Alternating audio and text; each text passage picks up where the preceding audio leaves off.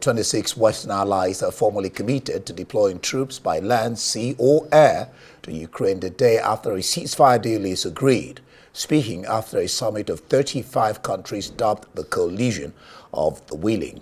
French President Emmanuel Macron accused Russia of trying to delay the peace process to buy more time to seize more Ukrainian territory. Hopes of a Ukraine-Russia summit in the fighting has receded since Russia's Vladimir Putin met Donald Trump in Alaska last month. Trump spoke to the Western allies over the phone on Thursday, and Macron said U.S. support will be finalized in the coming days. 26 countries have agreed to provide security guarantees to Ukraine. I think that today, for the first time in a long time, this is the first such serious concrete step. I congratulate us all on this, and I congratulate you, Emmanuel Macron, Keir, British Prime Minister, and the leaders of the Coalition of the Willing. In the coming days, we will finalize U.S. support for these security guarantees. The United States, as I said, has been involved at every stage of the process. I want to thank everyone who contributed to this work, whether military, civilian, or political leaders. So, we will finalize U.S. backing in the coming days, but it is now clear that all members of the Coalition of the Willing, Europeans, but also Asian, Pacific, and Canadian partners, have taken responsibility. If Russia continues to refuse concrete peace talks, which is the only conclusion that can be drawn from its choices and repeated options since last March, then we will impose additional sanctions in conjunction with the United States of America and provide clear responses to this refusal to move forward. This is also what President Trump expressed earlier during this call. Well, we'll bring in international affairs analyst Dr. Marek Laskiewicz for more on this developing story. Glad to have you join me, Marek. Well, 30 Western leaders, the Coalition of the Willing, they are called, take the leaders, 26 of them, 26 countries agree over security guarantees for Ukraine. What's your sense? How far can this go? Well, first of all, let us congratulate Macron and Stammer for getting this far. And for the first time, Zelensky has something concrete to look forward to, in the sense that some nations have explicitly stated now, and 26 are now, that they will do something in terms of guarantees and quite possibly also sending military support to Ukraine once the peace agreement is been signed. This is something. Moreover, there's also a further strong possibility that America will in some ways help this. This is what President Macron was stating. And moreover, there is the possibility of further sanctions by this coalition together with America, which will have add more pressure on Russia. All that is to the good. However, it has to be pointed out that the Coalition of the Willing will act militarily only when there is a peace treaty, and that America has not actually committed anything. Macron's suggestion that the Americans will help is a very strong comment, which nothing which President Trump has said at all supports. However, President Macron stated this, so presumably President Donald Trump will change his mind and go along with President Macron. Yeah, indeed. I mean, that's the big elephant in the room, the question of ceasefire or peace deal. I hope you're still there, Marek.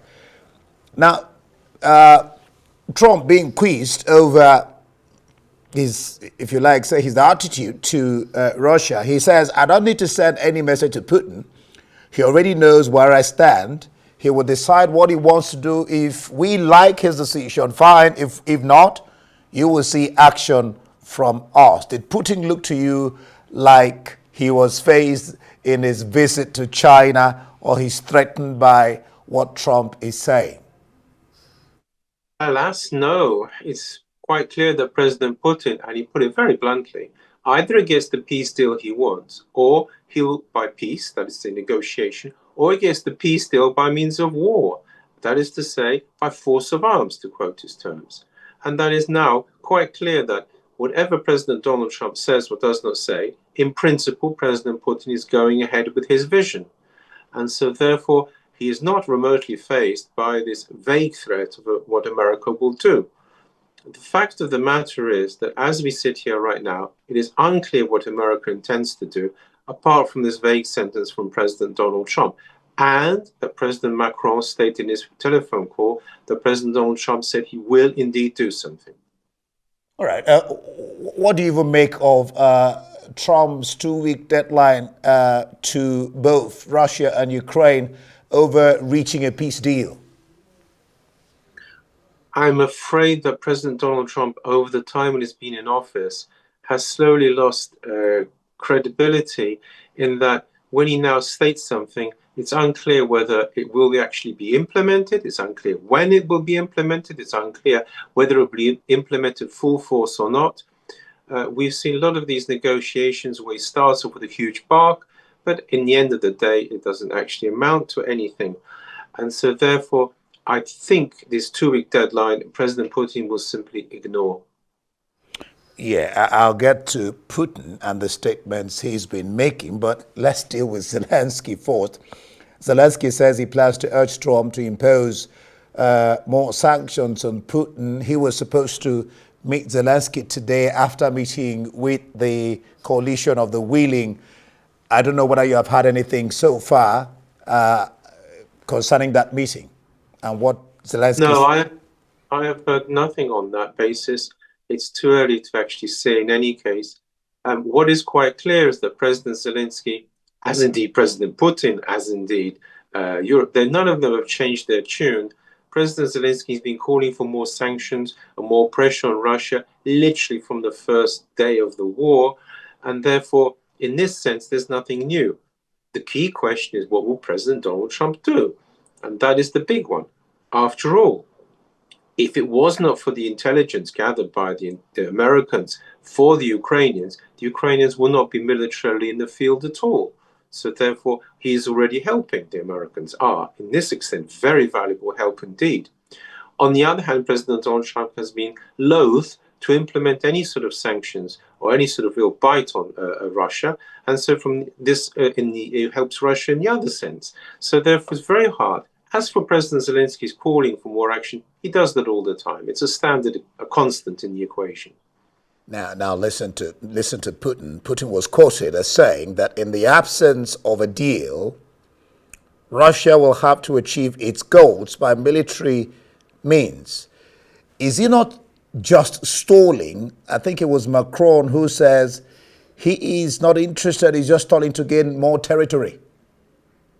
Well, to be quite honest, I don't think he's so much stalling as has made it quite clear as what he wants. He wants all that Ukrainian territory and a bit more besides. He wants Ukraine essentially neutralized, in particular not in NATO. He wants Ukraine neutralized also in the sense of having no military units from the West stationed on its soil. That is what he wants. He has never said anything else for some time. And that is why he is fighting on. It's not a question of installing the peace process. It's a question of, will the West accept his terms? And so therefore, a lot of these comments made by one set of leaders, the other, are just pure PR, pure propaganda, strictly for the media, if you like.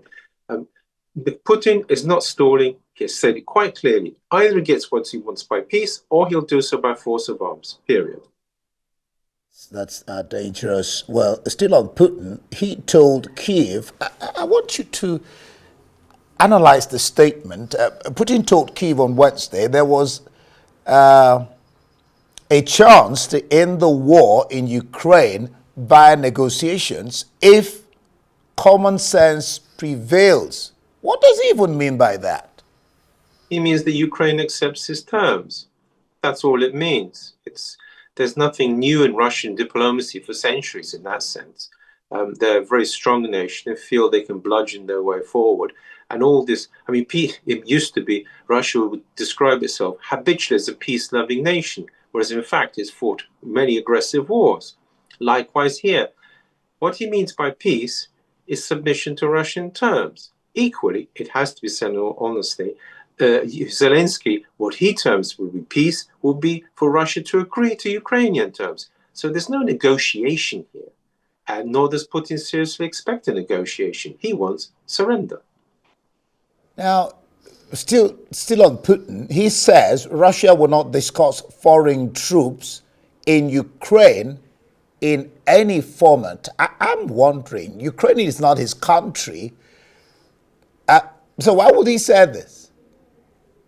Well, the answer is quite clear that, first of all, Ukraine is seen by Russians and President Putin as to some extent part of Russia. I do realize Ukrainians don't want to be part of Russia, and it's very difficult for them. However, the Russians, to some extent, still do see that. After all, Ukraine was a part of Russia or USSR for centuries. Now, number two, the point here is that they see Western troops just a stone's throw from Moscow as reminiscent of World War II. Remember, he described President Zelensky and his rule as neo-Nazi. What he not only meant by that fascist, but he gives the strong impression that it's necessary, therefore, to defend Russia against this because of the possibility of an attack. And in that sense, he will not see any foreign troops or allow them in Ukraine as far as he's able to do so. As for the fact that he's stationed in the Baltic states, in my opinion, were Putin to win in Ukraine, he would also like to see them removed too, for precisely the same reason, although they are less of a threat to Moscow in terms of sheer distance than Ukraine. One official said the most important element of the guarantees, the security guarantees, will be continuing strong support for the Ukrainian armed forces. But they were also expected to include in an international force to assist and reassure Kyiv both in Ukraine and in neighboring countries. What do you make of that? Neighboring countries is very threatening for the Russians, as they would see it, because what neighboring countries?